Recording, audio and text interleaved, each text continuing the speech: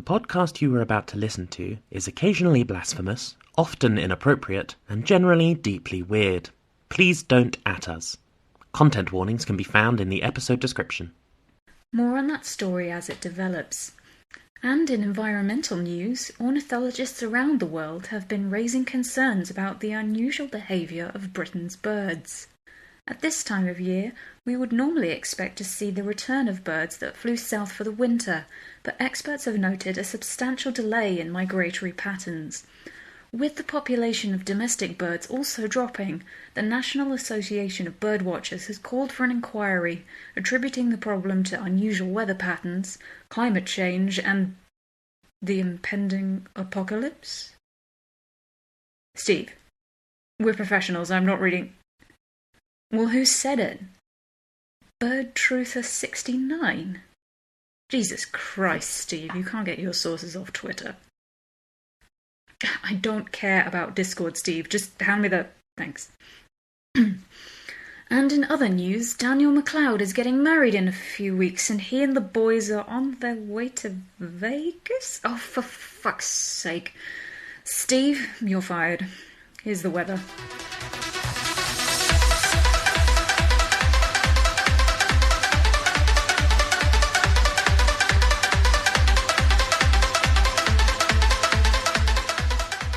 Welcome to episode 2 of Lads on Tour, a podcast where we play D&D to tell the story of a stag do that's been waylaid by the onset of the biblical apocalypse.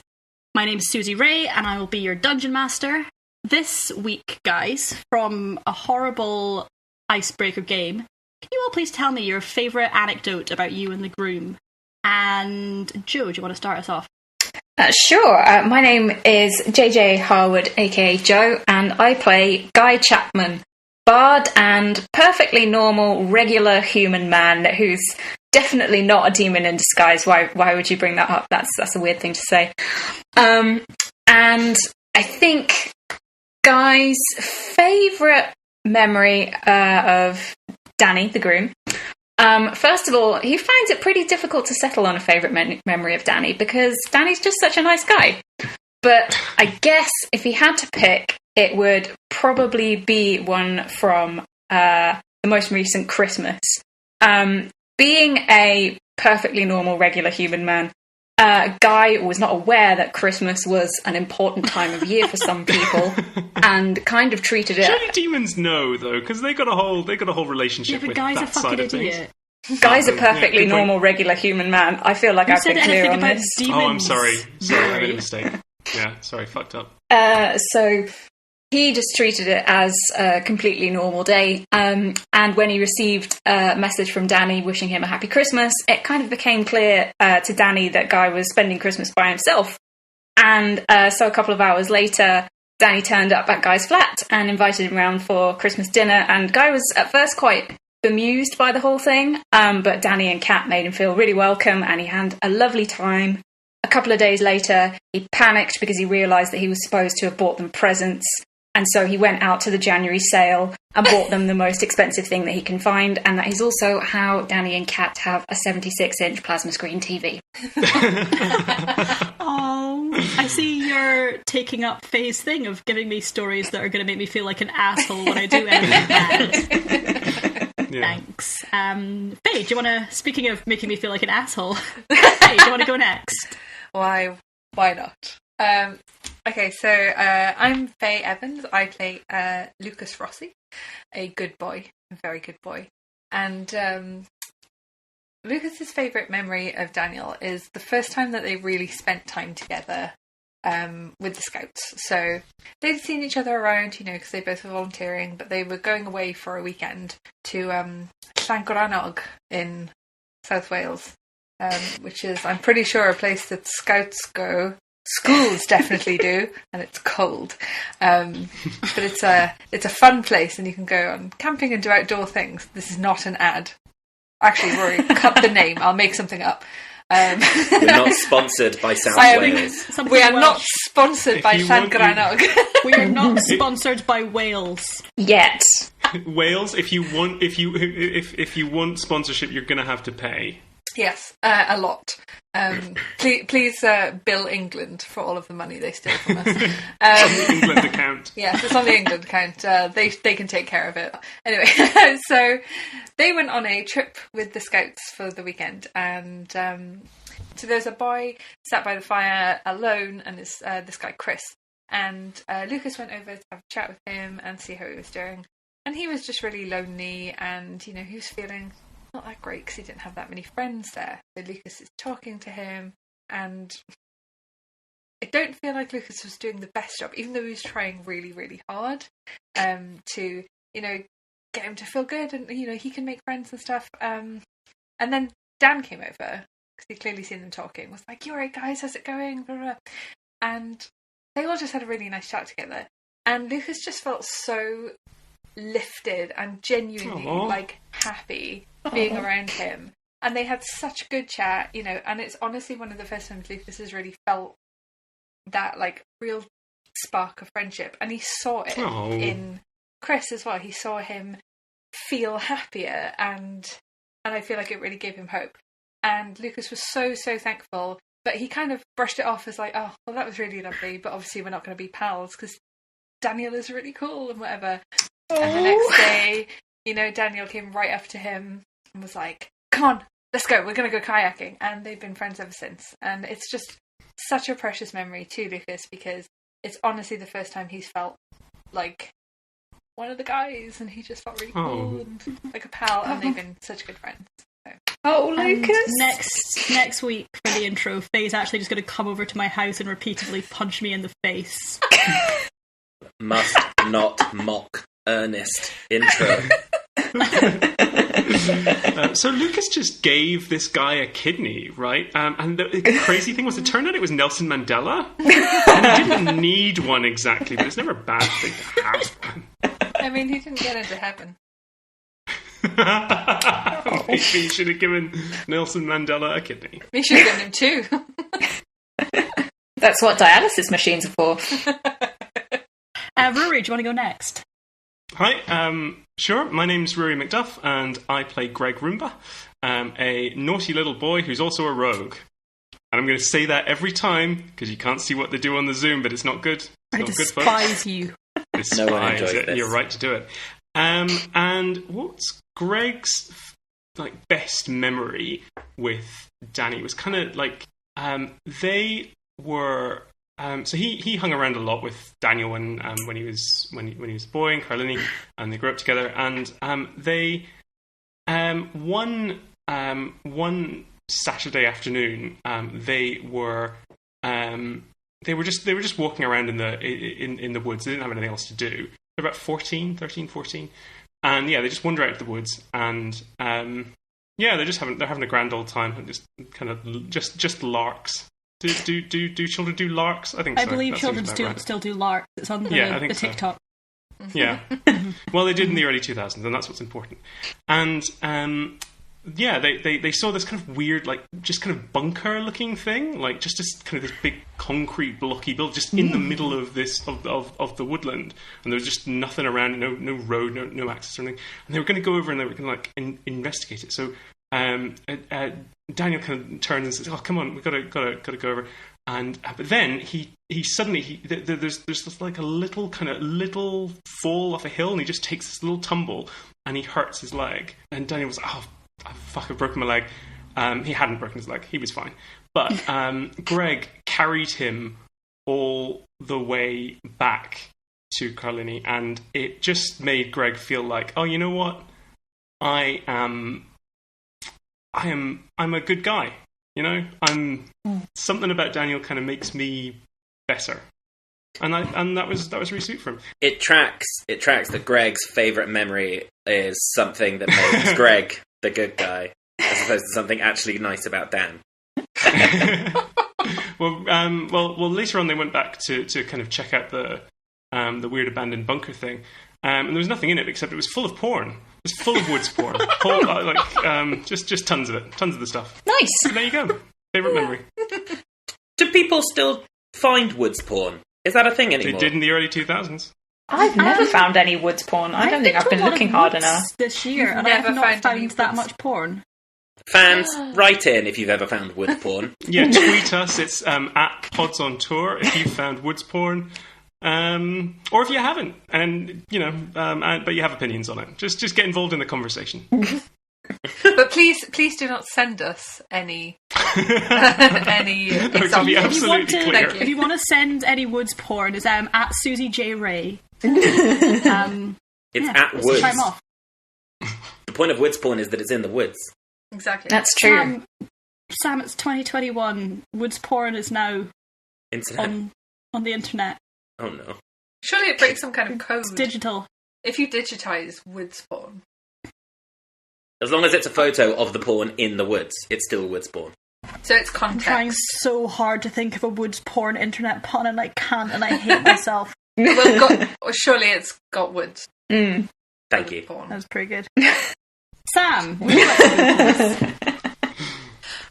Hello, I'm Sam Ferguson, and I am playing Artem Volkov for Lads on Tour, who is the future brother-in-law of Dan and is a ranger. And his fondest memory of Dan is actually the first time he met Dan, which was when Dan was invited over for a family dinner, which was always quite a big event in the Volkov household, mostly because Kat and Artem's parents, Anatoly and Irina, are very rarely in the same house. And Anatoly, Artem's sort of rather stern and imposing father, had been put on his best behaviour by Kat and threatened with violence if he did anything to try and scare off this particular boyfriend. And the dinner was fine and everything was going sort of, normally, and Dan seemed like a pretty nice guy. But the reason Artem has such a fond memory of this is that after dinner, Anatoly took out the Trivial Pursuit.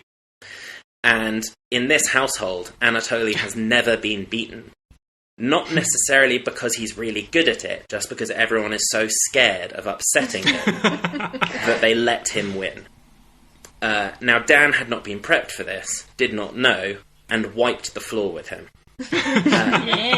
And the reason Artem loves this so much is sitting at the other end of the table and watching his father grow slowly more and more purple as he retained the rage and did what his daughter told him and tried not to explode at this man who had come into his house and beaten him at Trivial Pursuit. And then when they said goodbye to Dan, he went upstairs and heard screaming from the kitchen and the smashing of plates, and he will retain the sound of those smashing plates for the rest of his life. Amazing. This guy goes into his house, beats the shit out of him at Trivial Pursuit, and then fucks his daughter. That is a lot. What a bastard. Danny! What a lad. Oh. Respect. We love him, folks. Right, so last time I left you guys, you had just been in a slightly inconvenient little plane crash, found yourselves in the middle of nowhere, weren't really sure what was going on, the apocalypse seemed to be happening, hard to say. Slightly inconvenient, yeah, it was slightly inconvenient, I think would be the way I would put that. That's how I describe most plane crashes. Your good friend Guy revealed that he may or may not be a demon. Hard to say at this point. But before you could really get that much into it, what seemed to be an undead pilot came crawling out of the plane. So, in a minute I'm going to get you guys to roll initiative, but before that I'm going to give you guys one round, so one chance each to look for a weapon. Oh! Ooh. Schnit! Do you want me to make a roll for it? Yeah, Sam, do you want to roll an investigation check, please? Okay, that is... Where's investigation? There it is. That is an 18. Fucking A. Cool. So you happen to be standing quite near the cargo hold of the plane, which is basically just like spilling open at this point. So there's a lot of like people's suitcases, shit lying around, which might be useful for looking through later. You open a case. You see this, it's like a long, hard case. And because of your background as a posh boy, you feel like you know what this is. You open it, and inside is a sporting pistol, like one of those sport shooty like gun. I don't know anything about guns. Yeah, the shooty gun. It's like a one-shot big gun. Nice. And that The is target going to shooter. have. I know what you mean. As I'll a let you real look life it up. posh boy. As a real life posh boy. Shooty gun? Shooty gun. Got Shooty it. fancy One gun. shot. One shot. And that's going to have longbow stats, just for the D&D fans in the audience. Nice. And in the game, I guess. Also, actually, for an 18, I will... No, you can get that on a later check. You have a gun. I'll take a gun. That's pretty good. I mean, I think finding a gun on a plane is pretty good, actually. Yeah. Yeah. Also, when someone says you have one shot to find a weapon and you find a gun, I feel like I've won. Like, I'm just I like found that. a weapon. Congrats. I understood the assignment. Cool. Does anyone else have anything they want to look for? Well, I do not fancy my odds with the investigation check because Guy, bless him, is not smart. So I would like to use the bottle opener that Danny gave me as like a kind of knuckle duster type thing, or maybe a dagger. Depends on the shape of it. So I am going to give that rapier stats. Cracking, thank you. But also, you trip over a gun. And then you look at it and go, nah. Actually, could you just humour me? Could you roll a perception check? Oh dear, here we go.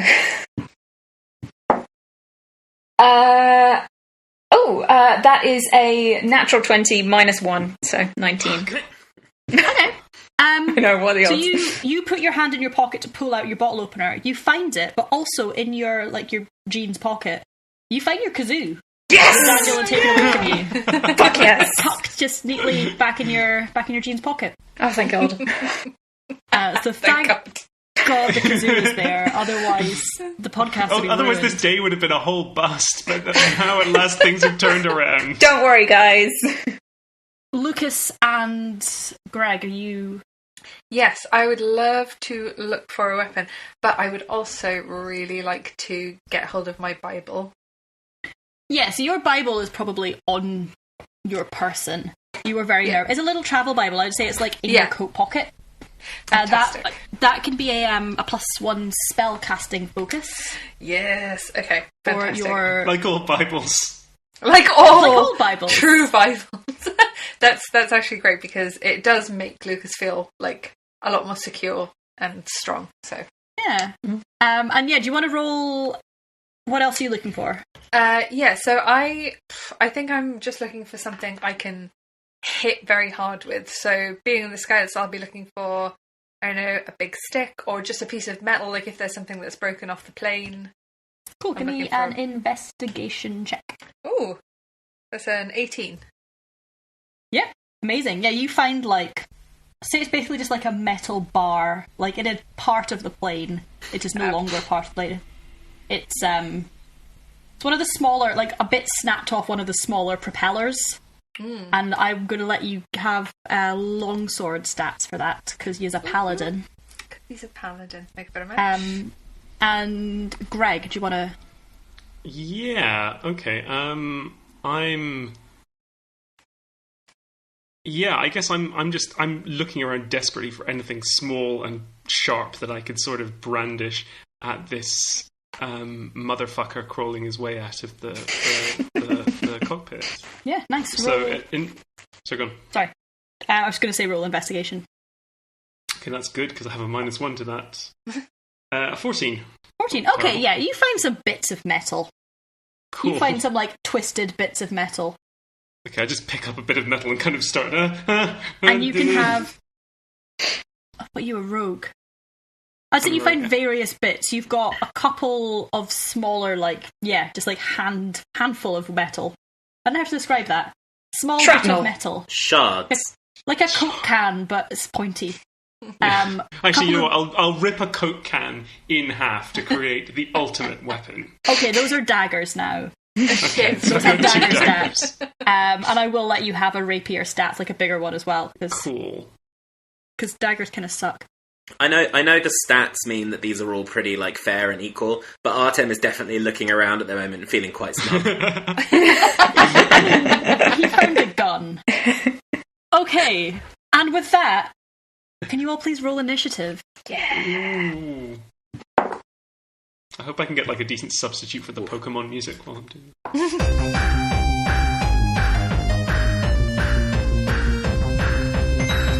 22. Nice. Me too. Nice. 7. 11. I just wasted my first nat 20 on an initiative roll. What's your initiative bonus? What does that take you up to? 0. Okay, so 20. Sweet. Okay, so this guy in a pilot's outfit with his face burned off, just like covered in cuts and like just looking gross as fuck. He's got just metal sticking out of him. Half of his jaw has been cracked off, and he's crawling out of the cockpit through the windscreen towards you. And Artem, you are up first. So you've just cast around this like mix of stuff that's come tumbling out of the baggage hold. You found your gun. And yeah, what are you doing? Okay, Artem is just freaking out, and it's just like, dude, bro, I'm fucking warning you, seriously, just stop moving, and then goes and stands directly behind Guy, and it's just like, fuck, shit, last chance or I shoot. And then, assuming the zombie keeps walking towards him, he is going to, first of all, he's going to use Favoured Foe, because he's concentrating on this zombie. And then he is going to shoot his pistol, aiming for the leg, I think. Aiming for the leg. Okay, roll your attack, please.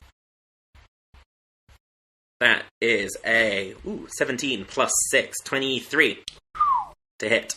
That does hit. This is your level 1. That hits, so would you like to roll damage, please? Nice. So that's a d8 and a d4 for a total of 7 plus dex, which is 11. 11 damage. Fucking hell, well done. Nice. So yeah, Artem, you are sort of a little bit cowering behind Guy, and when this guy keeps shambling towards you, you just, like, take a shot at him, and you hit him in the thigh, and it just takes this chunk of meat out, and you feel like there should be more blood than there is. Like, if you shot someone in the thigh, it should bleed. It's a bit sort of, I want to say sticky rather than dry, but it's just like congealed. When he sees the sort of chunk of meat fly off, he just lets out a little shriek. Beautiful. Oh, nice one, mate. You got him. Fucking stop him! Guy, do something! When you say Guy, do something, Lucas is up next.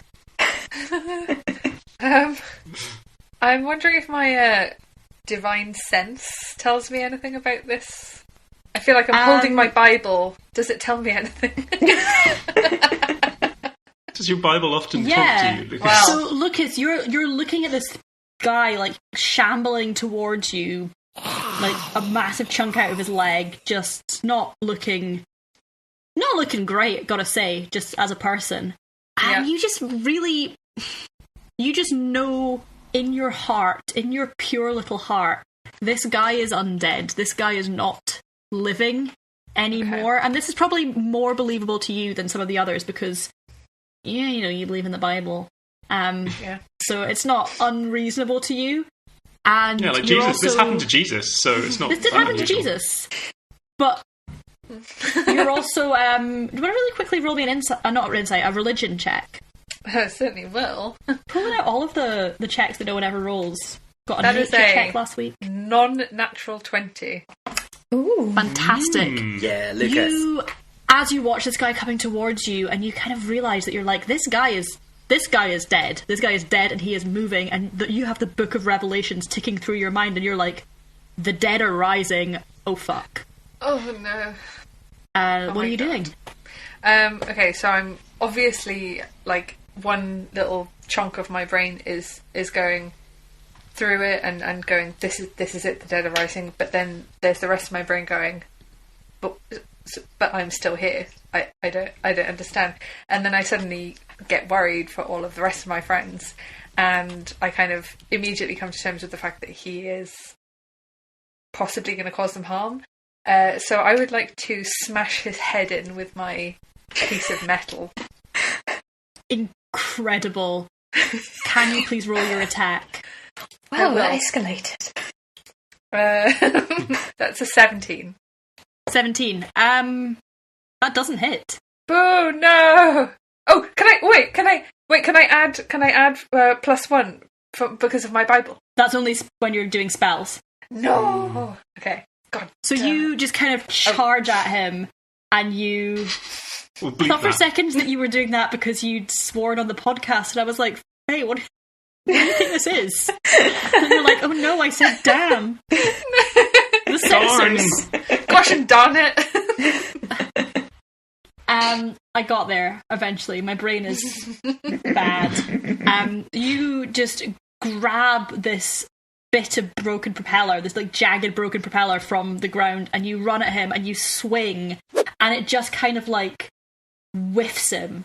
It just slides past him, but you are furious, and you're just like right up in front of this guy now, and he's kind of like moaning into your face in a just deeply upsettling way, and it stinks. God. And you're kind of like, it might be because he's dead, but he hasn't been dead that long, and it might just be that this guy's breath is gross. Gosh, it's like being in a club. Oh, it is very similar to being in a club in many ways. Inexplicably, there's a lot of like music. Or as he is recently dead, there is probably shit in his pants. Probably, Sure. yeah. Likely. Yeah. Just like being in a club. And speaking of shit in his pants, the pilot is up next, so I'm gonna get his stats up. Finally, your first chance to actually physically hurt Lucas, rather than just emotionally. He is. The pilot just lunges at you and basically like attempts to bite you on the neck. Oh no. Okay, so that was a crit. That was also my first roll of the series. So I'm very happy for me. Oh, good God. I think Bye, Lucas. It's been fun. Did you have a Bye. backup, Faye? Just That out was of a crit curiosity? +4. I could certainly make one. Yeah, that's good. I mean, What's your... How many HP do you have? Oh no. not 9. enough. Okay, so that did 12 damage. Okay, so no, wait, that is It's instant down. death. No, that's death, So isn't it? yeah. No, So it's just No, it's not unconscious. enough to be dead. But yeah, I thought if you did your entire HP in one go, that was just death. No, I think it's No. you have to do your HP. You've got to be your max entire HP plus HP 2. below. Oh, thank God. Okay, So because I was just like, cool. if I'd done 18 damage, he would be dead, and I'd have to reassess how I balance combat. No, he's just unconscious. Otherwise, that would be like really rough for level 1 characters. We'd just be churning through them. So you swing at this guy with a propeller, and you miss, and he like falls forward just without any skill or anything, just sort of falls face first onto your neck, teeth out, and just takes a chunk out of your neck. And you guys from a little bit further back just see Lucas like fall to the ground, not moving. Oh, shit. Oh, fuck. Tell my Get him friends I love them. Oh no! Greg, do something really funny and smart right now. Go. Okay, cool. Greg's going to scream like really loud, like a proper, like really kind of falsetto kind of thing, beautiful. and then he's going to, one of the pieces of metal he's holding, he's just going to fucking chuck it at this zombie. He's just going to. I rolled a natural 2, and that's a 7. Does that hit, Susie? So that does not hit. Okie dokie. Thanks, Level Greg. 1 characters, bro. I can then, but I have 2-weapon fighting, and I can still use this with the dagger. So I'm gonna, I throw it, and I guess it just bounces off the fuselage of the plane, and still screaming this whole time. With my other hand, I throw another one, and get an 11. That also does not hit. Which just goes into the ground. It goes into Lucas's face. That would be a net 1. giving him a death saving throw failure immediately. Well, that was a waste of a fucking turn. I run away a bit. You run away a bit. Still screaming. Yeah, all the time. And Guy, you're up next. Okay, well, Guy is going to run over to where Lucas is prone on the ground, and he's just going to, like, put his hand on Lucas's shoulder and be like, "You all right, mate? Get up, you'll be okay." And he casts Healing Word. Yes. So, you gain hit points equal to 1d4 plus my spellcasting ability modifier. I will roll a d4 now. Thank you. You're very welcome. Oh, it's a 4 plus my spell. That'll be charisma. What's your charisma modifier? Thank you. It is +3, so that's 7 hit points back. Oh my god. It's also really easy to heal level 1 characters. Yeah. We're so shit. So that was my bonus action, and for my action, I would like to turn to the pilot, yell, "Oi, wanker!" and just stab him with my bottle opener. Incredible. Please roll attack. Let's see how this works. Also, that's the first thing Lucas will see when he wakes up. Yeah, well, that was a 10, so... That does not hit. But you have got your boy Lucas back up. Cool, so top of the order. Bag. Artem, what you doing?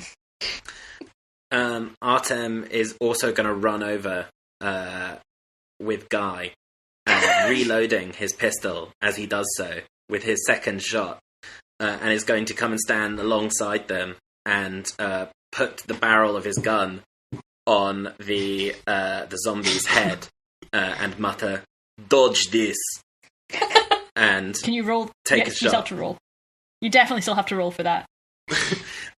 Well, technically, cool, I think though. I roll with disadvantage because it's a ranged attack. But it's a cool Thing I ranged they specifically absolutely have don't have to homework, do. teacher. Yeah, roll with disadvantage. That is a 13. Yeah, that doesn't hit. So you go up, put the gun to his head, do a very cool line, and then the rebound is just a little bit stronger than you expect, and you would just end up like shooting a mile off. Fuck! Shit! I back off a bit. Cool. Lucas, you again. You're back up. Oh, no.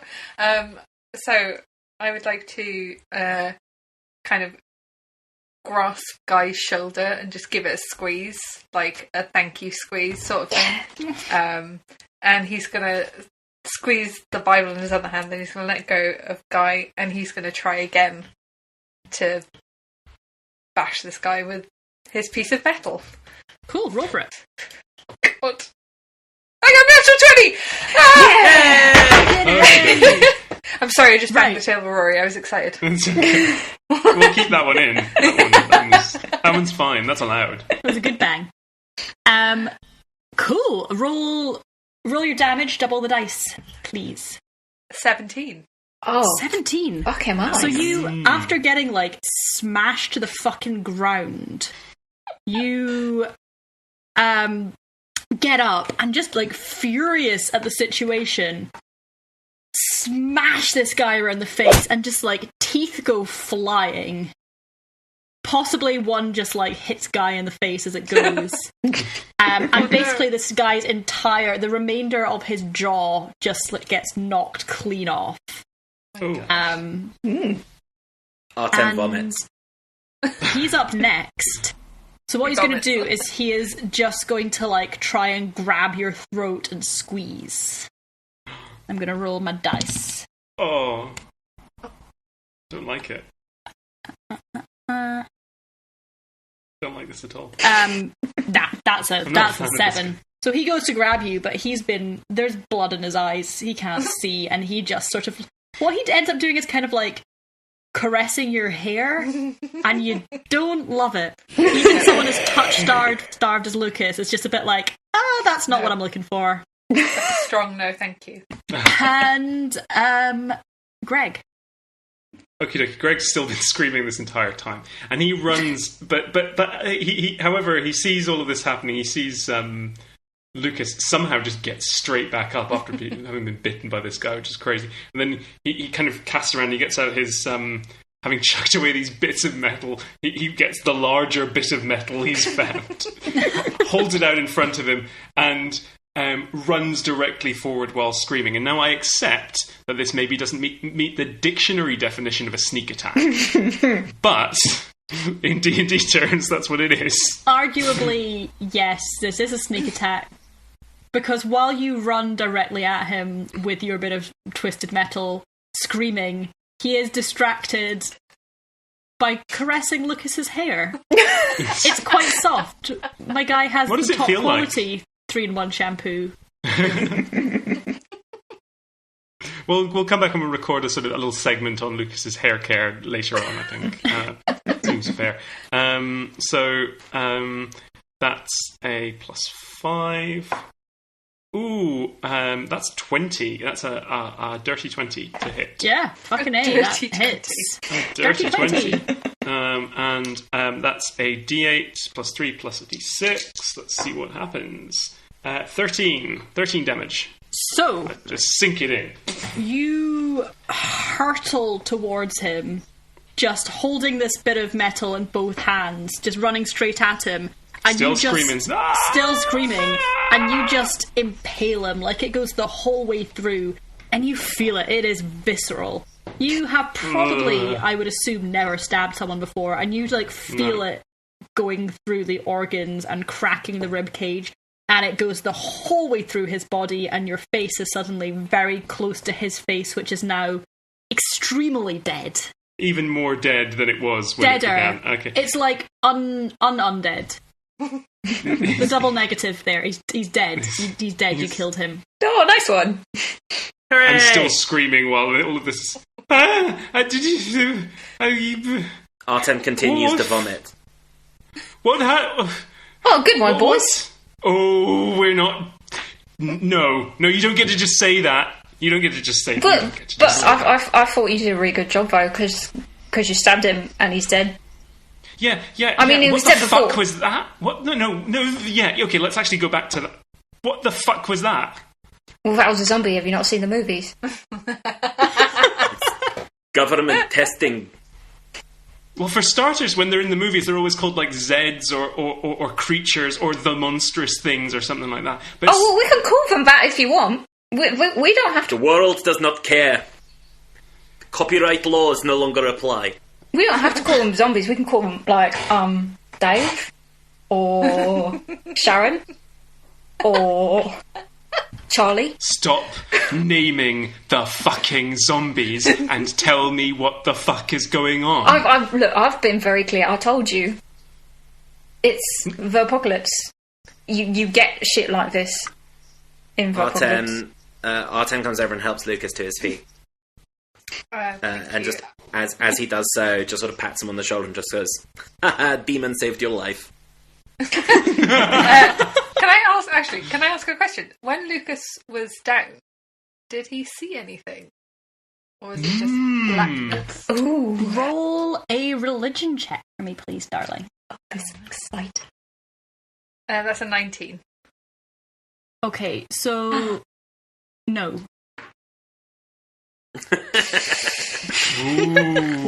No. Oh, Nothing.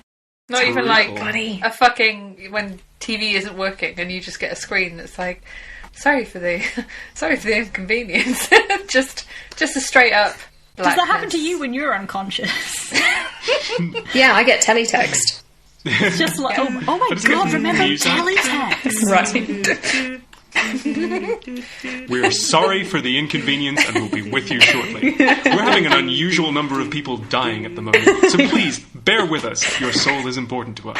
You see... Thank you, and stay on the line. You see absolutely nothing when you're down. There is nothing. And is Lucas under the impression that he was just unconscious, or does he genuinely feel like he died? He went somewhere, he died, and Guy brought him back. He was just unconscious. Okay. To his knowledge, he doesn't feel like he went anywhere. He doesn't feel like any physically or spiritually any different. He just feels like he basically feels like he fainted. Like a guy bit him real hard and he passed out, and then his good friend Guy sort of brought him round with a friendly pat. Susie used to work on Socky Hall Street, so... Someone in one of my horrible nightclub jobs, one of the bouncers did actually get quite a chunk of his arm flesh bitten off by a man on drugs. And he was really upset because they ruined his tattoo. And I would say it was an ugly tattoo. So... But does a chunk missing make an ugly tattoo worse? I think it makes it look cooler. Okay, fair enough. Like a cool scar. You can play it off like I was attacked by this zombie in a plane crash. In the same fight, another guy, they were having a fight on the dance floor, and an entire fucking hunting knife fell out of his jacket. And when the police arrested him, as they're wont to do when someone brings a hunting knife into a nightclub, he was like, "Oh, I'm Canadian, and I was told that everyone had knives in Glasgow, so I thought I'd bring my own." Fun great. anecdote about working in a city centre Glasgow nightclub. It was fine. Sure, There's one word for it. So yeah, Lucas sees nothing. There's nothing. Okay. Like, for all intents and purposes, he passed out. Okay, so he's gonna assume that he passed out and be fine with that. He feels weird about the fact that Guy brought him back, and he's just gonna kind of look at Artem and be like, and ignore it. But he is gonna go up to Guy and like shake his hand and like look into his face, like, and be like, "Thank you." Oh, that's all right, mate. Don't worry about it. And he'll show him more pictures of his cats later. Oh yeah. So, real quick, from that one brief combat, you guys are going to level up to level 2, because I hate level 1 and I think it's boring. Hooray! Yay! Well, I've died almost, so it's probably a good idea. Hooray I for have me. no time for levels 1 and 2. Spoiler, This is you're a not going to be preview. level 2 for long. And then you're going to be at level 3 forever. It's only Enjoy fair. that. I'm going to give you a nice little taste of some useful skills, and then you're just there. We're done.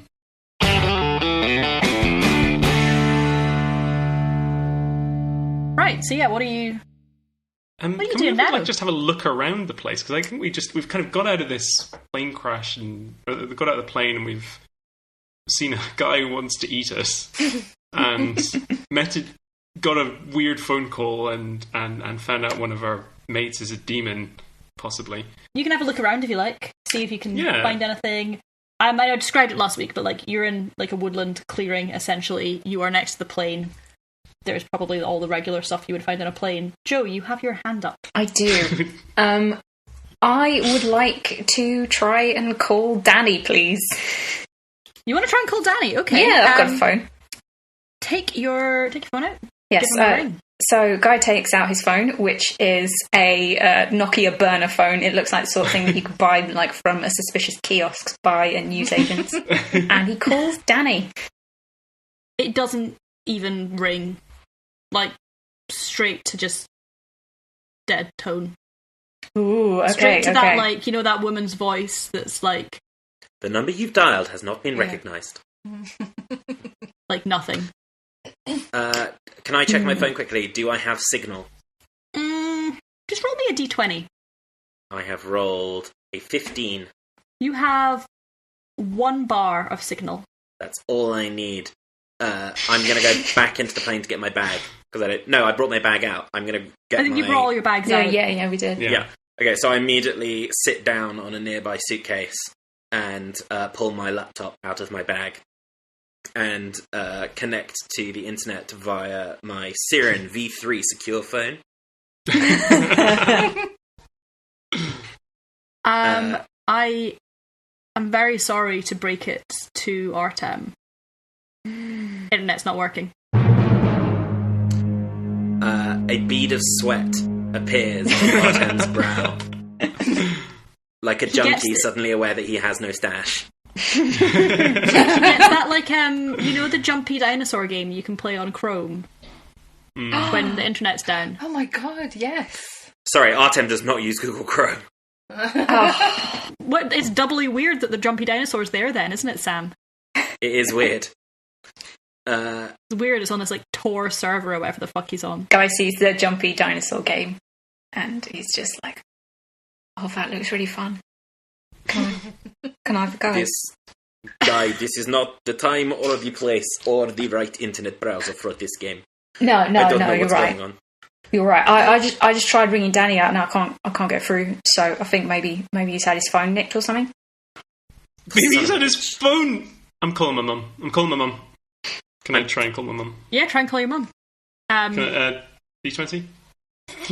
Another natural 2, which is the worst roll I can get because I'm statted as a halfling, so I have lucky. So if I roll a 1, I just re-roll it. You take out your phone and you can't even turn it on. I knew I probably should have charged this. I'm going to text Bird Truther 69. What are you texting, Bird Truther 69? I'm just going to say, what the fuck is going on? You were right. Cool. You send your text to Bird Truther 69. Hard to say, but it does seem... It doesn't bounce back. It does seem like the text has gone through. There's no immediate reply. Okay, guys. World, it looks like it might be ending. Government secrets now in the wild, hence the zombie. We need to bunker down and make sure that we have shelter before nightfall. I've trained for the situation. Can I run a survival check? Yeah, what are you trying to... I'm trying to see if there is anything near us that we can use for shelter, because Lucas is freaking out and would like somewhere relatively safe to peruse his Bible. He was going to ring Red Deb, but he's just seen everyone else's phones not work.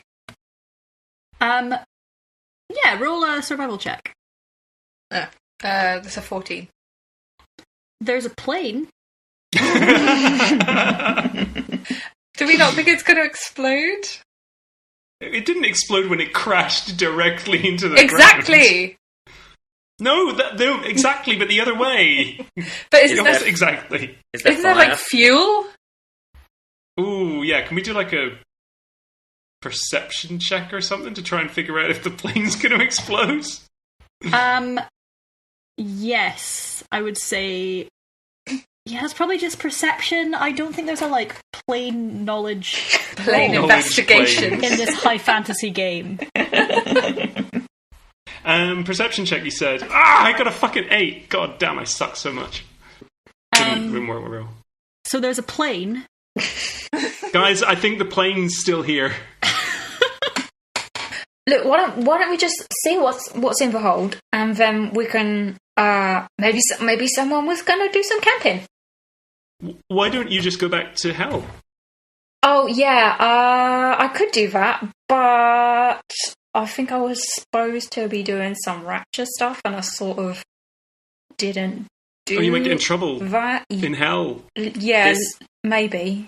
This joke of yours, Guy, is wearing quite thin. Let's check hold, and then we will deal with you later, okay? Did you miss the part where the zombie came out of the cockpit and then it bit Lucas and he sort of nearly died, and then I just brought him back because I said, "Feel better, mate." Did you miss that? It is not difficult to bring back someone who is unconscious. I am also first aid trained, Guy. What's first aid? As discussed. It is very easy to explain zombies. Zombies are mainstay of Western culture.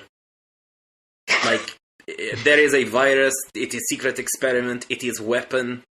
Could be anything. But, look, I mean, that guy didn't sneeze on any of us, so it's fine. Exactly. He did bite me, though. Yes, we might have to kill you later, Lucas. We will keep an eye. Okay. Gregg takes a step away from Lucas. It depends, because in some things you get bit, you turn into one. In others, you're fine. So it depends which movie we're in right now. I feel fine. I don't feel fine, but I don't feel unwell. I just feel, like my entire world has ended. But, I don't feel unwell. That's okay. All of our worlds ended too. Yeah, okay. Yeah. Yeah, True. it's sort of, like the whole rapture thing. That's kind of... It's meant to feel like that. Yeah. I don't think I can cope with that at the moment. Lucas, don't worry. There is no such thing as rapture or God. We'll just get on with this.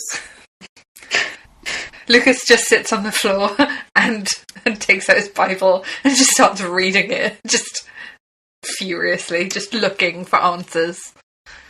Okay, that backfired. Gregg, you're useful. Why don't you help me search hold? Yeah. That guy was probably just on, like, drugs or something. You know what airline pilots are like, constantly taking drugs. You drink enough 5-hour energy, you see a lot of shit. Artem is going to go into the hold. Yeah, Gregg's going to follow. And Gregg's going to give him help with whatever he's doing. I was going to say, Artem, can you please roll investigation, and can you do that with advantage, please? Because you got your good pal Gregg with you. The idea of Gregg helping someone with an intelligence-based skill is very funny. Gregg's just pointing at stuff and going, "What's over there? What's over there?" I think there's more hold. There's more bags. Do we need to check all of them? Or do you just want to check some of the bags? That is a 17 plus 4, so 21. Okay, so what kind of thing are you looking for? Like, basic survival gear. So, like, warm clothes. A tent would be amazing, but that feels like I'm pushing it. So, like, so warm clothes, food, that kind of stuff. I did get a 21, okay. Yeah, so this was a relatively big plane. So I would say, like, you can find warm clothes, you can find, like, you go through the bags, you can find coats, you can find, I don't know, socks, whatever you need. You probably wouldn't find a tent. You also find a decent amount of food. It is predominantly, like, airline food. You find a lot of peanuts. Yeah, you find a bunch of peanuts. Artem turns to Gregg and starts handing him packets of peanuts, just going, "We need lots of peanuts. They are dense in energy, and salt will keep you from getting the shits." Gregg is just eating a pack every time that he's handed one. He just tears it open, just downs them, tears it open, downs them. So there's actually this is unrelated. This is vaguely related. There is a second edition, I think, magic item, which is one of my favourite magic items. It is called the Infinite Peanut, and it is a peanut that produces more peanuts. And I like to think that one of these bags of peanuts is an infinite bag of peanuts. And Gregg hasn't noticed that he's been eating one of those. It's like one of those tiny, tiny little airline bags of peanuts. He's been eating it for quite some time, and it has just not gone down. This is in no way related to the plot. There's not like a lore thing behind the peanuts. There's just an infinite bag of peanuts, and Gregg has it now. Oh, I have a question. You know Yes. how when I was packing my suitcase for the stag do, I brought some of the ingredients to make a cup of tea. Did I buy milk at the airport? But no, did you buy milk at the airport? Well, we didn't roleplay it, but also we were there for like several hours. Can we flash back to the airport? Danny, do you think I should buy some milk at the airport so we can get some good tea in America? Mate, I'm going to say no. Oh, okay. All right, Are then. you talking do you about want- buying milk at the airport? You know they have milk in America, right? Well, yeah, I do, but apparently it's not good milk for tea, and I thought it might be nice if we could all have a cup of tea when we get there. Hey, Artem, best, this mate. guy's buying milk at the airport. It's very sensible. You don't want to buy milk in America. They put shit in the milk over there. Oh, you know what, Guy? Yeah. Get some milk. Yeah, see, right, yeah. Actual shit? I'm No, going like, to buy it's some stuff- milk. Like, I saw some video where apparently it makes the frogs gay. I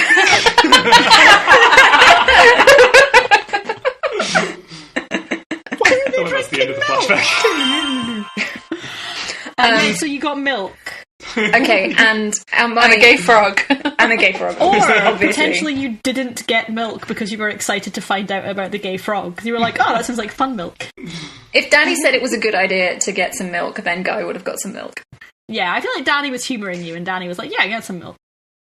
Okay, so I would like to see if I can find like a bottle of water as well in the plane, so that I can make us some tea. With Yeah, my so I would tea say, like, ingredients I have. from Artem's 21, you found, like, the food stash on the plane. So you found bottled water, you found the tiny spirits, you found the little cans of Coke, and the peanuts and probably some more substantial food because it was a longer flight. Like, you found a decent amount of food on the plane. You found some, basically whatever clothes you want, you found, and like bits and bobs from people's suitcases. You also find, okay, you know those umbrellas that look like swords? Yes! You find one of those, and it has short sword stats. Holy shit. Yes. So you have that now. That's yours. He just points at things with the sword from now on. Have you got a sword? Where'd you get a sword? Can I have a sword? No, fuck you, I found it. Oh, that's what this new world's going to be like. Yes, finders keepers. Lads, I'm going to make a cup of tea. Does anyone want one? How are you going to make a cup of tea? Well, because I've got some milk at the airport. And I have tea bags in my suitcase, and there's some water over there. Do you have a fire? Can you make a fire? I can make a fire. Oh, well, there we go. Yeah, I want a cup of tea. Sure. I will take a tea. Yeah, alright then. Cool. So you guys, Lucas makes a little fire. This is the middle of the night still. This is... So yeah, Lucas makes a little fire far enough away from the plane that there's not a risk of you accidentally igniting some jet fuel. Thank you. And you manage, using all the stuff on the plane, you manage to cobble together like a decent cup of tea. And it's like a little camp. You're around the fire at the end of the world.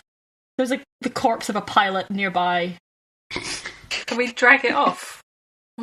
Yeah, I mean... Oh, yeah. I'll just finish this first. Yeah. Oh, God. Yeah. I check my phone. Has anyone messaged me? No. Shit. Okay, we should bed down for the night, and then I guess figure out what to do tomorrow? Yeah, I think that's... Yeah. We've got to work out where Danny's gone, haven't we? I think we should probably... I think maybe one of us should keep watch, and I'm happy to take the first watch. Oh, sure, mate. You've had a hard day. Yeah, I've got reading to do and stuff. I can take the first watch. All right. Well, I'll take the second one, and you can wake me up if you want a bit of company. Yeah. I'll go on the second one as well. That's fine. Don't mind. Artem sort of walks off towards the plane and just sort of goes, I don't really sleep that much, so if you need me to take over at any point, just let me know. Otherwise, I'm going to lie down. Okay. Cool. Did any of you have any things you wanted to do while you were doing the watch, or... Yes, Faye. Well, this is sad. Do I have any signal on my phone? Roll a d20, please. That's a 14. You have a 1 bar of signal, but you also, when you look at your phone, realise that you have a voicemail on your phone, which you haven't noticed before, but you also haven't looked at your phone since, you got on the plane. Yeah. The voicemail is from before the plane crashed. Okay. And the voicemail is from Kat. I would like to listen to it. So, yeah, you listen to it, and the voicemail is... Right, Lucas, listen,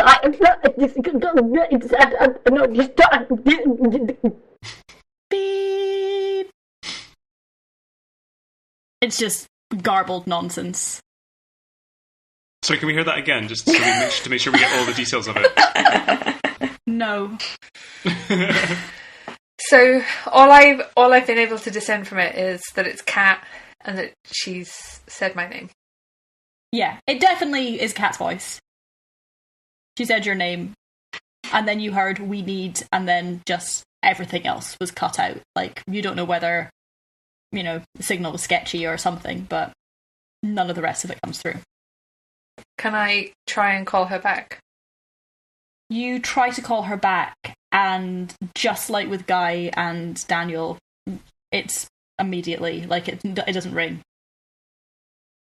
Lucas is going to think about this. Does your Psalm of the Day app work? I mean, before the cat message, ironically, I was going to ask if my cat webcam was working. Oh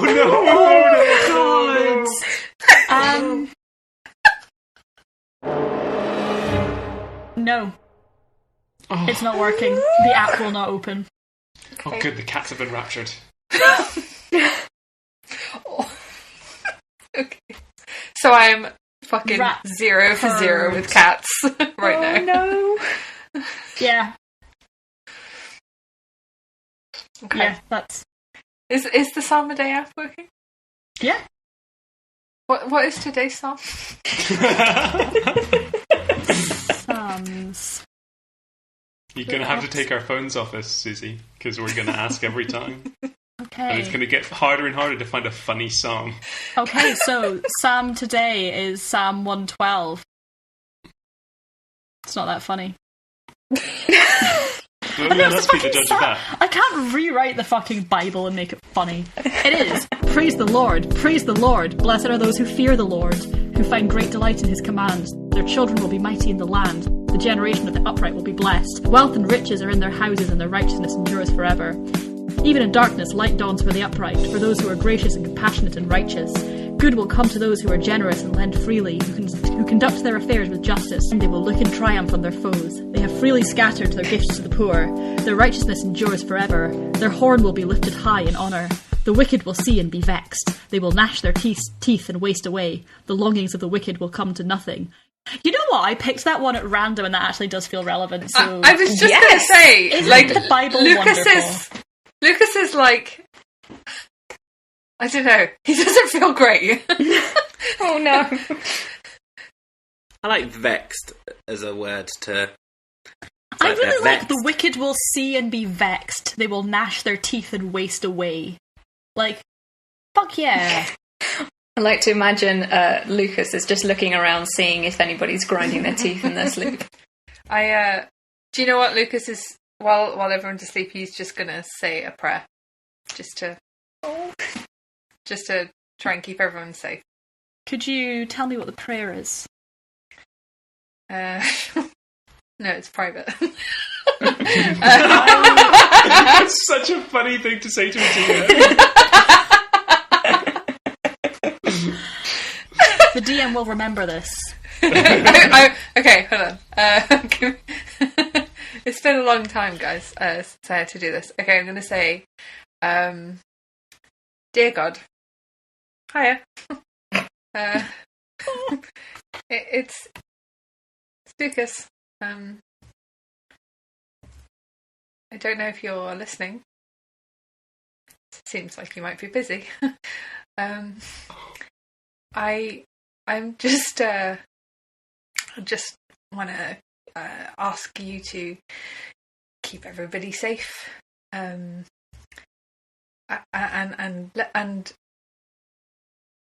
let me know if Kat is safe. Amen. Speak to you later. Can you really quickly roll a perception check with disadvantage? Oh my god, I'm so afraid. Yeah, hold on. Okay, that is a 16. You feel like you see something out of the corner of your eye, but when you turn and look, there's nothing there. Do I feel like it was someone, or... Hard to say. Okay. Lucas is going to stop reading his Bible and sort of stand with his back to the enclosed space, just to really keeping an eye on everything around him. Cool. So the rest of the night goes fairly without... Or the rest of your watch goes without incident. About maybe 2 or 3 a.m, you wake up Guy and Gregg for their watch. And you curl up by the fire and try to fall asleep. Guy and Gregg? That's It's alright, Greg, you can go back to bed if you want. all right. He's doing that thing where he's kind of nodding and kind of yeah. This is a bit shit, isn't it? Yeah. Sort of thought we'd be in a casino or something now. Yeah, so did I. Well, I guess we can try and find Danny in the morning. You sure he isn't in hell? Danny's not going to be in hell. He's great. He'll be in heaven. So only bad people are in hell? Well, I think so, yeah.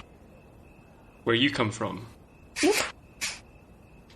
It's all bad people down there. Yeah, that's about it. Where you're home, where you're a bad person. I'm saying you're a bad person. I'm trying to communicate to you that I think you're a bad guy. Well, yeah, Fuck. I think you made that clear, but also it's a bit rude. From inside the plane, you hear a sort of slightly muffled, could you guys keep watch without talking? Some of us are trying to sleep. Yeah, Yeah, fine, alright. I'll keep watch. While he's sort of keeping watch, Guy would like to try and text Amy to see if he can get her shaman's phone number. Yes. Oh, the shaman. Oh, God, this is eventually going to be an NPC and I'm going to have to make it not offensive. Oh, okay. Well, I mean, think about what kind of Soho shaman he'd be. Oh, yeah, the shaman is... He'd be from Surrey. The shaman is definitely some fucking, white dude called Dave. No, yeah. he should be from Chelsea. You can reuse our, orc voices. Oh, my God. Right, I'm going to work on this. I'm going to work... Okay. Come back round. You text... Do you want to roll... Do you want to roll a d20 for your phone? Yes. That's a 14. You guys are all 14s with the phones. Yeah, you have one bar. You can text Amy. What are you saying? Just asking for her. Yeah, I say, alright, darling, hope you're okay. Listen, can you give me your shaman's phone number, please? Because I don't know if you've noticed, but it's all gone a bit weird. I'll give you a bell when I'm back in London, yeah? Love Guy so much. You immediately get a text back. Yeah! Just saying, yeah, babe, I'll look it out. It's a bit shit, innit? Yeah, it's a bit. XOXO. And then, an aubergine emoji. And then the peach emoji. And then, the little water emoji. Do those even render on Guy's terrible Nokia phone? No, you just get boxes. But you know. Yeah. You just know. You just think that the boxes are the sexy thing, so... Yeah, you just think the boxes are very sexy. I mean... So you get, yeah, babe, I'll look it out. Bit shit in it. Box. Got a text back. Oh, thanks, doll. Don't die. XOXO. Yeah. Actually, she just replies, lol. Hell now. Oh, she's so smart. Actually, could you, Guy, while you're in the night, could you... That was a weird way of saying that. While you're in the night. Could you roll to make beautiful music? While you're in the night with a K. I think I just had a stroke. Could you roll me a perception check? Oh no, that's a natural one. Oh. I'm so sorry. Everything's fine. This is great. Everything's Oh my fine. god, it's a natural one minus one. It's a 0. Okay, so you're starting to suspect, right, that you never left Heathrow Airport. And you're starting to suspect that it was an MI6 front. Which is interesting, because you have no idea what MI6 is. Except to know, for almost absolute certainty, that these woods that you are in are an MI6 front, which is actually Heathrow Airport, which is run by these people. You think MI6 is people? Hard to say. All those things that Artem said about the alphabet were right.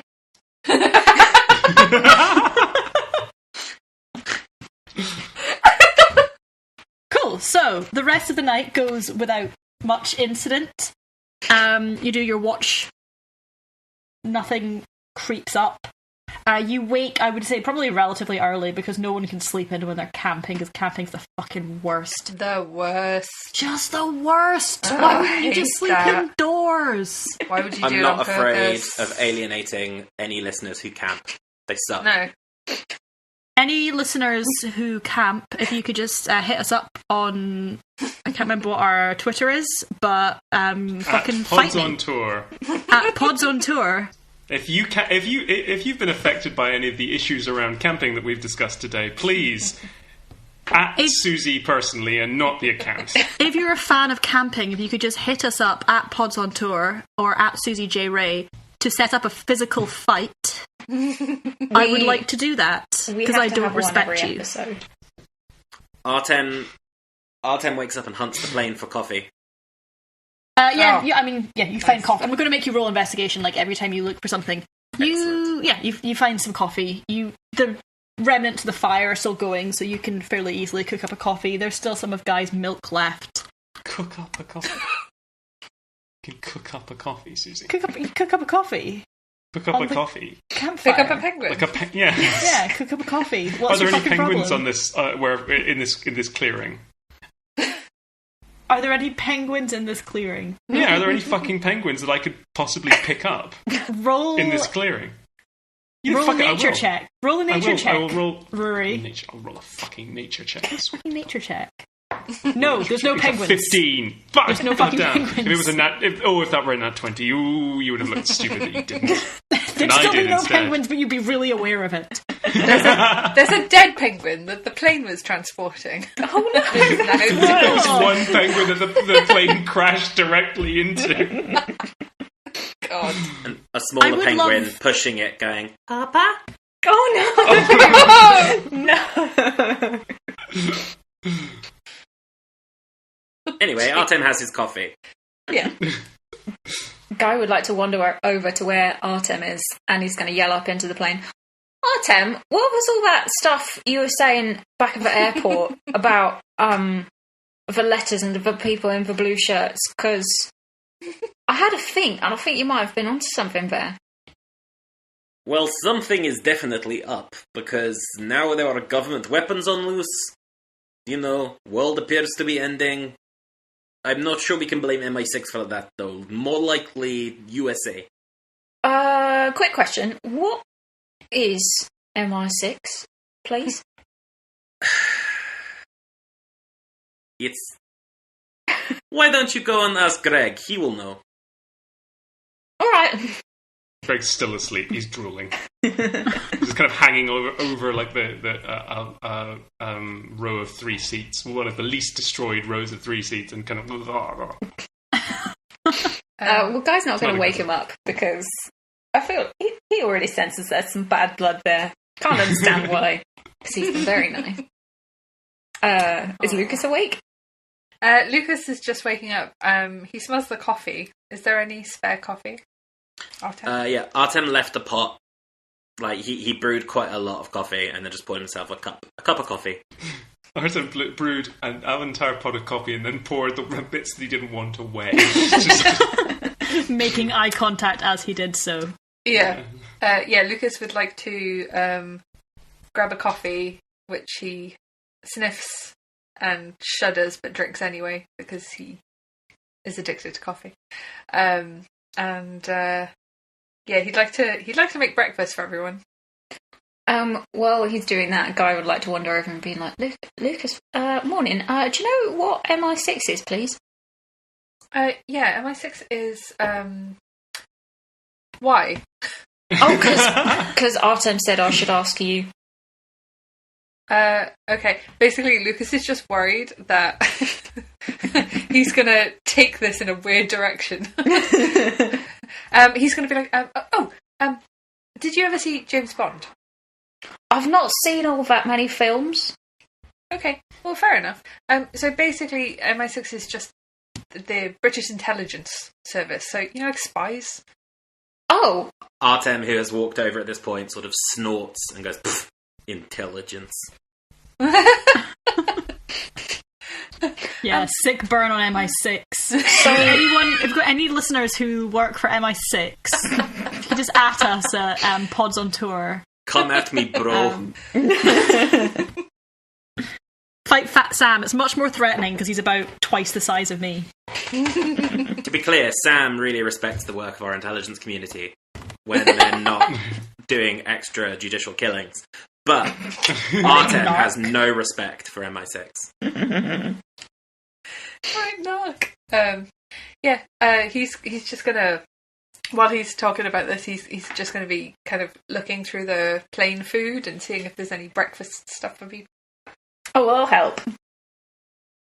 Yeah, I'm not going to make you roll to find food at this point. Yeah, you find, like, some stuff. What did you get a plane? Oh, those, like, weird little, like, dry biscuit things they give you. Basically, like, packaged scones and tiny things of jam. Perfect. Well, he's like, gonna... those little individual cubes of butter. Oh. You know the ones, like, wrapped in foil? Mm-hmm. Yeah. Mm-hmm. Okay, well, he's gonna pass those around. While all the ingredients are being gathered, Artem with his cup of coffee. Bulletproof coffee. I'm not making bullet coffee. That's disgusting. I am going to just sort of circle the plane, and I'm looking to see if there are any tracks leading away from the plane. Marvellous. Can you roll either nature or investigation, depending what you feel in your heart? I am a ranger, so this is my one time to roll a nature Range. check. That is a 14. Yeah, 14 will do it. It's not subtle. You circle the plane, and when you get to the opposite side of the plane from what you were on before, you find that someone has scrawled something on the side of the plane. Honestly, it looks like it was in Sharpie. Oh, I'm glad you said Sharpie. In Sharpie. In shit. Yeah. In Sharpie, in pen. And this is, I'm going to read this out. I do not expect you to remember this. 28.7961006 space 114.7070007 slash hyphen 35.0699997 space 173.285037 across the side of the plane. Artem, quite big letters. Is just sort of standing in front of it with his coffee. Just takes a sip, nods to himself, and just starts walking back towards the group. Lucas is coming over to hand you your dry scone, etc. Oh, thank you. It's very kind, Lucas. You hear a kind of thump from inside the plane, and you hear the muffled noise of, oh, shit, as Gregg appears to have just rolled off the seat that he was on as he was kind of vaguely waking up. And a moment later, he kind of appears around the corner. Is there... Who did this? Who did what? The writing? Well, it looks like somebody else survived crash. Let's assume Dan for now. And these are coordinates. What? Are you sure they're not a phone number? It's quite a long phone number. No, they're definitely coordinates. I wasn't thinking that they were a phone number. I've done enough orienteering courses to recognize coordinates when I see them. Artem, all right. Do you have anything you can put them into? Artem takes his phone out of his pocket. Checks his iPhone. And opens Google Maps? There is nothing. Google Maps is not there. No signal. He takes a photo of the numbers anyway. Nice. Gregg, could you roll an insight check for me? Oh, I got a 17. It really, really looks like Daniel's handwriting. And you also remember from childhood, Daniel really loves puzzles, but also Daniel never quite got a grasp of what was and wasn't a reasonable puzzle. He either went way too easy or, like, impossibly hard. Much like I do with combat. So Gregg just starts laughing. He just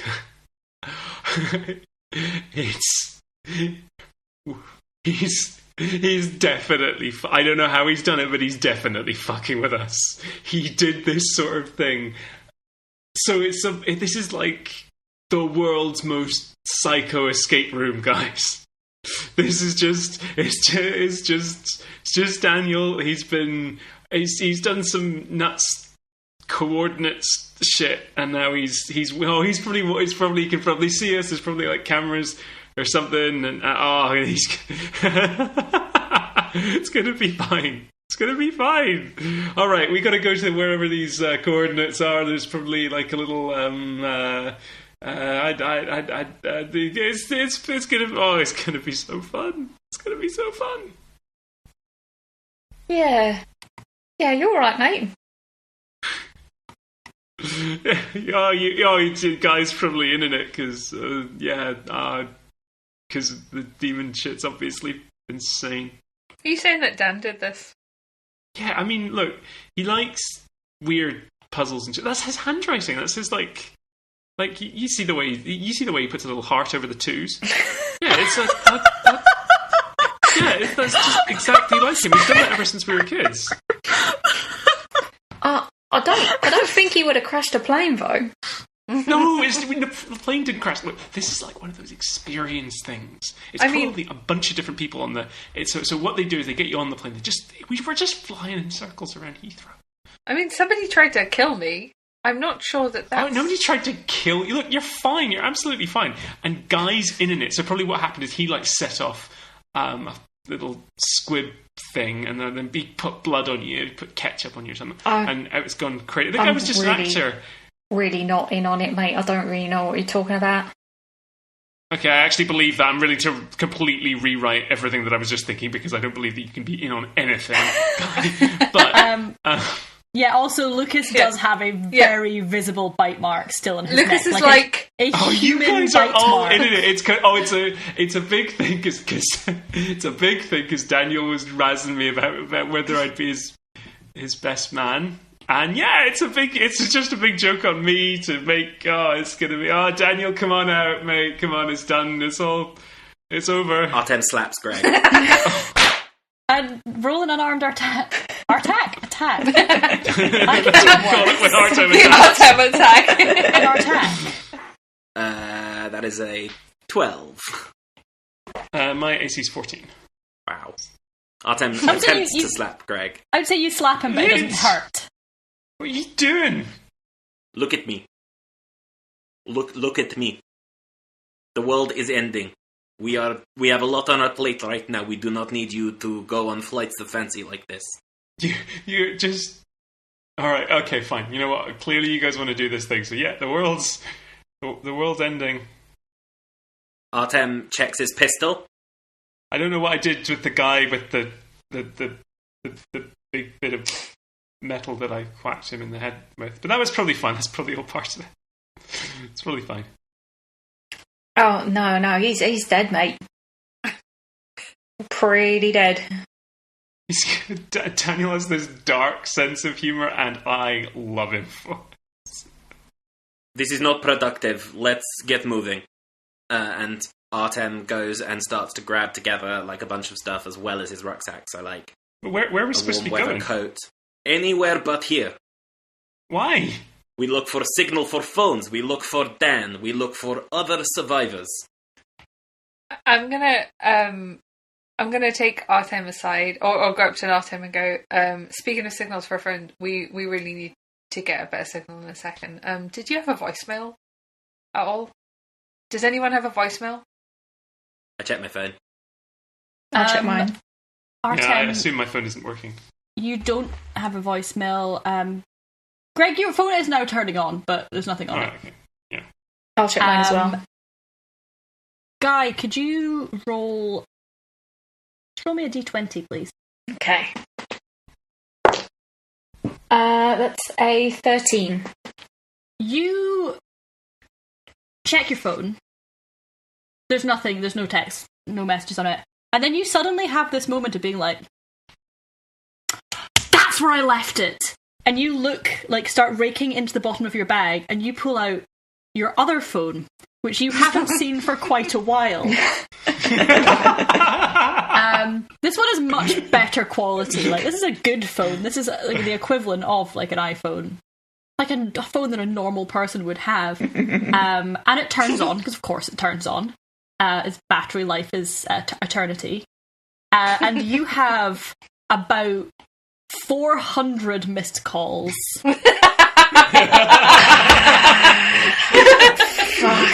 From hell. The number is just hell. The number is 666. Yeah. And then like a few more sixes because that's not enough to make up a phone number. The number's like 66666666666. Dial 6666 6666 Oh, so you've seen the ads. So you have loads of missed calls from hell. Oh. Spanning back about, honestly, the full 6 months you've been on Earth. Basically from the day you arrived on Earth and immediately lost your phone. You realise now that you had put it at the bottom of your bag for safekeeping. That had not worked. It has been there since then. You also, there are loads of texts, and the texts start off just being like, update, ? And get more and more frantic and then surly. And you got one this morning. The most recent one is this morning. It is the first time the text hasn't just been from hell. It says...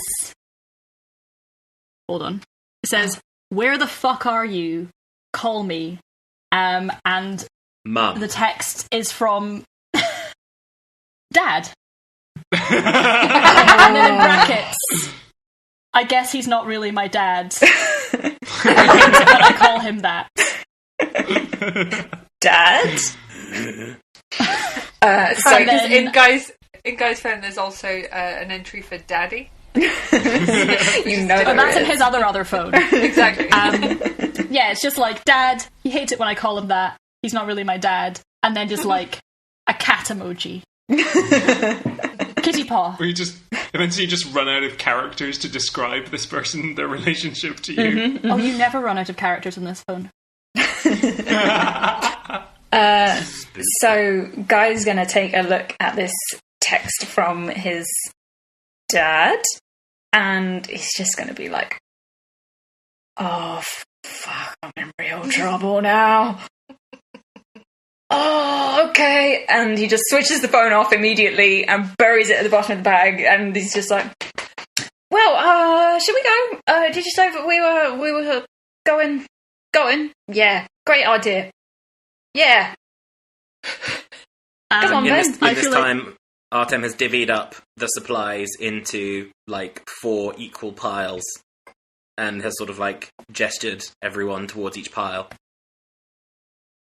Guy just fucking yeets himself onto his pile, scoops it up immediately, and just sort of like, "Well, alright, yeah, early start, yeah, let's go." Alright, follow me, I'm trained tracker. Alright, we're coming soon, Daniel. We're going to see you soon. I know you can see us through your network of silicon chips and whatnot. Can I investigate the site where he wrote the stuff, or whoever wrote the stuff?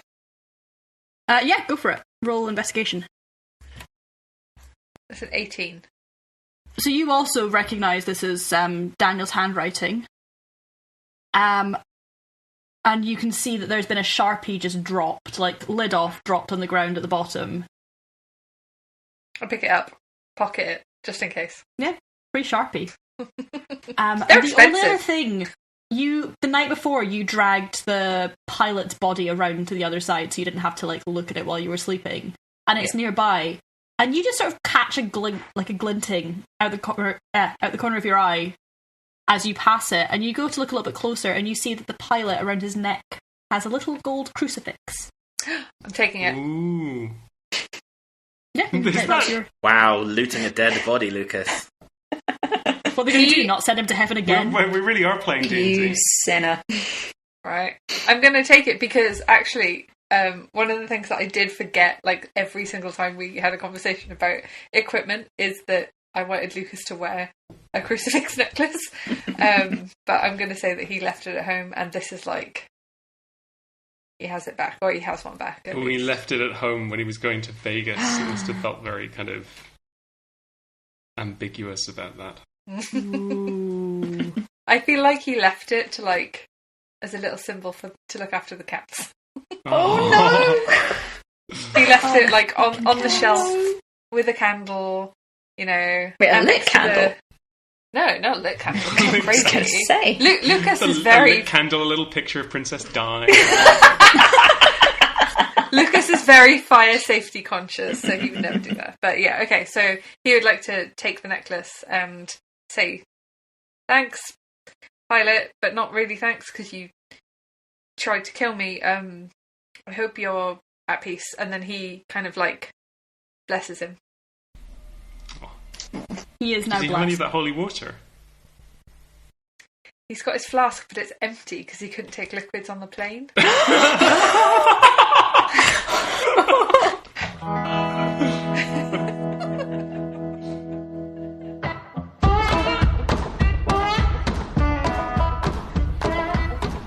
Lads on Tour is Fay Evans as Lucas Rossi, Sam Ferguson as Artem Volkov, JJA Harwood as Guy Chapman, Susie Rae as our GM, and me, Ruaraidh MacDuff, as Gregg Roomba. Thank you so much for listening to the show. If you enjoyed it, please subscribe and give us that 5-star review on Apple Podcasts. That makes a huge difference to how people find podcasts, and it'll keep us making the show, so it sounds like a good deal to me. Our next episode, that's coming up in 2 weeks' time, so if you subscribe right now, you can be sure you won't miss it. So do it now. I can wait. You can just do that now. I'm going to assume you've done it. You can also follow us on Twitter at Pods on Tour, and hey, do you know what? You can tell your friends about the show, and that will help as well. You can tell your enemies about the show. You can tell anyone you like about the show within certain illegal restrictions, and that'll all be good for us probably. So yeah, thanks very much, and see you in 2 weeks. Praise the Lord.